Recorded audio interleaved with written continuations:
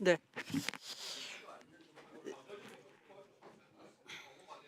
식사 점심 먹고 오게.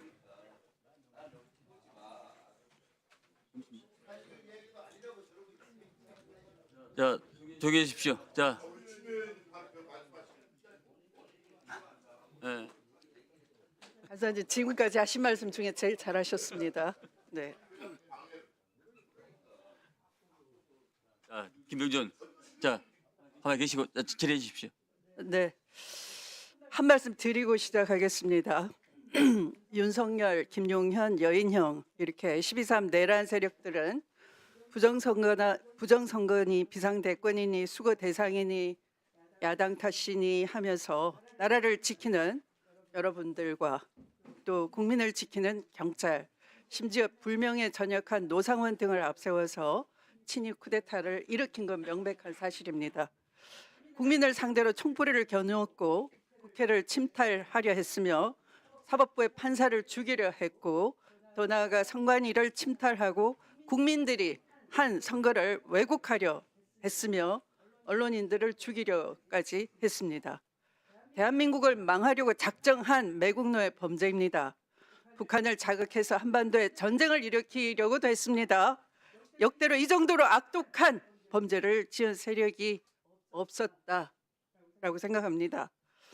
도대체 누가 내란하라고 시켰습니까? 여러분들에게 12월 4일 새벽 한번 생각해 보십시오. 시민들에게 가로막히고 항의받고 수모당하고 부대로 복귀해서 당신들에게 대체 우린 왜 거길 간 겁니까? 묻는 부하들의 눈빛 잊지 마시고 역사와 국민 앞에 모든 진실을 밝혀주시기 바랍니다. 자, 김영관 방첩대장님 나오시기 바랍니다. 저쪽으로 가주세요. 이번에는.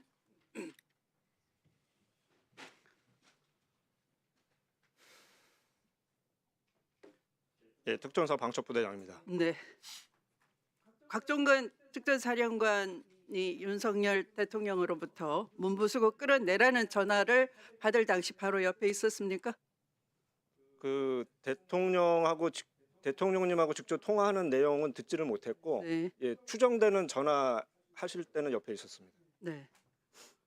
대통령과의 통화 이후에 갑자기 테이저건, 공포탄, 본회의장 강제 단전 그런 얘기가 나왔던 것이죠. 예, 어떤 지금까지는 그러진 않았죠. 예, 네. 예, 그랬던 것 같습니다. 그러면 결국은 윤석열 대통령으로부터 무력 사용이나 강제 진압 지시가 있었다라고 추정이 되는 거죠, 상황상. 예, 그 통화가 이제 VIP 통화라는 것은 제가 특정을 못하기 때문에 네. 개인 의견은 말씀드리기는 부적절할 것 같습니다. 계엄이 해제되고 한 시간이 지나서 새벽 2시 13분경에 김용현 장관이 비어폰으로 사령관에게 또 전화를 했죠. 예, 그때 장관님이라는 그 제가 정확하게 확인은 못했고, 네. 2시 13분에 좀 이상한 전화가 걸려와서 그 내용은 들었습니다. 그러면 그 당시 이상하다고 판단할 그 당시 사령관은 뭐라고 대답하던가요? 처음에 전화가 걸려와서는 그 지금 현재 특전사 부대원들이 지금 어떻게 배치가 돼 있고 뭘 하고 있는지를 잠깐 설명을 하셨고, 네. 조금 텀을 둔 다음에 이미 국회에서 병력들이 다 빠져나왔는데 선관위로 다시 들어가는 것은 어렵겠습니다. 죄송합니다라는 취지의 말씀이셨습니다. 그러면 2시 13분을 딱 분까지 정확하게 기억하는 특별한 이유가 있습니까? 그 이미 1시 1분에 계엄 해제 의결이 된 이후에 네. 재투입과 관련된 얘기가 나와서 좀 이상하다고 생각해서 예, 그거는 좀 메모를 해놨습니다. 너무 어이가 없어서 당시 메모를 했다 이렇게 수사기관에서는 진술한 것이죠.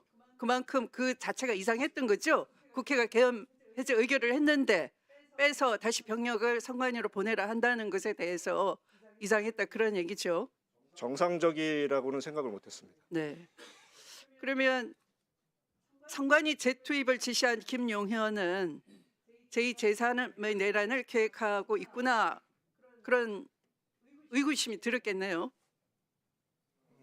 그것은 아니었던 것 같습니다. 이상하다, 예. 정상은 아니다 그런 생각이 그런 거죠. 예, 근데 그 객관적으로는. 통화 내용을 제가 정확히 듣지는 못했고 네. 박사령관님의 그 이 대화를만 들었기 때문에 네. 예, 그렇습니다. 네, 들어가십시오. 네. 잠깐 멈춰 주시고요. 수방사 방첩대장 임대환 육군 대령 나와 계십니까?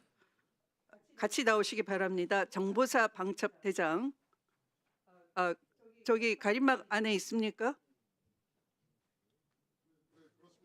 네. 수방사 네, 방첩대장. 그러면 이름은 제가 호명하지 않겠습니다. 정보사 방첩대장이라고만 하겠습니다. 예, 네, 두 분은 동시에 듣기 바랍니다. 방첩사 훈령에 대전복 명시가 되어 있죠. 네. 네. 당시 내란 관련 이상 징후 감지되지 않았습니까?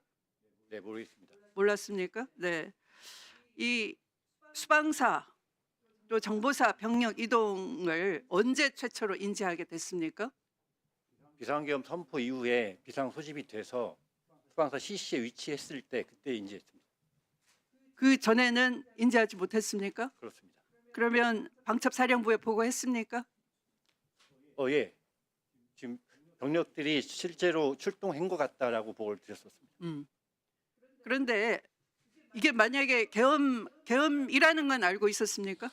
네, 비상계엄 선포 비상계엄. 때문에 그러면 계엄 임무 수행구는 법적으로는 군사 경찰로만 돼 있는 것이죠. 네, 네. 그러면 수방사나 이 정보사는 더 이상한 것이고 특전사나 이런 계엄 임무 수행군이 아닌 군들이 움직였단 말이에요. 계엄 선포 전에 이미. 네, 네. 그러면 그 수방사의 경우에는 계엄 선포도 없는데 이동 자체가 굉장히 이상한 상황이거든요. 그 이상한 것을 보고했습니까?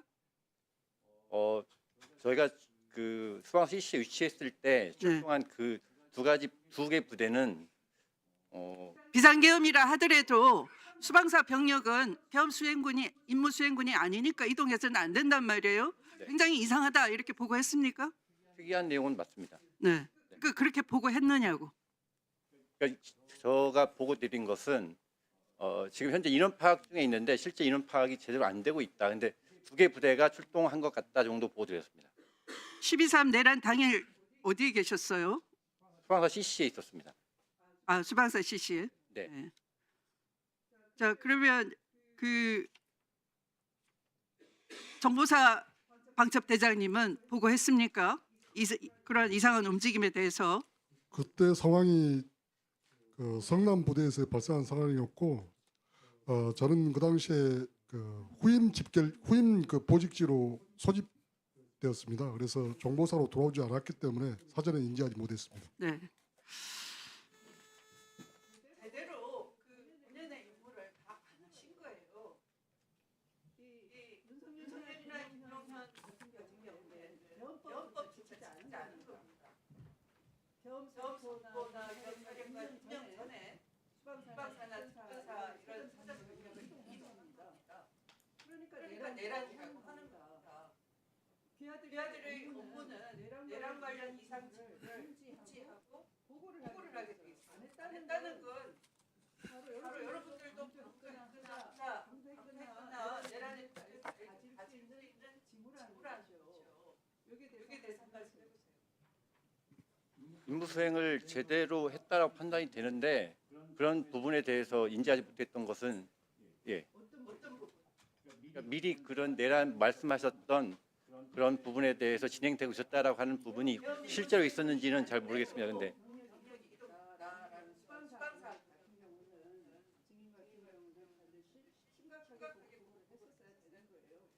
네, 그렇습니다.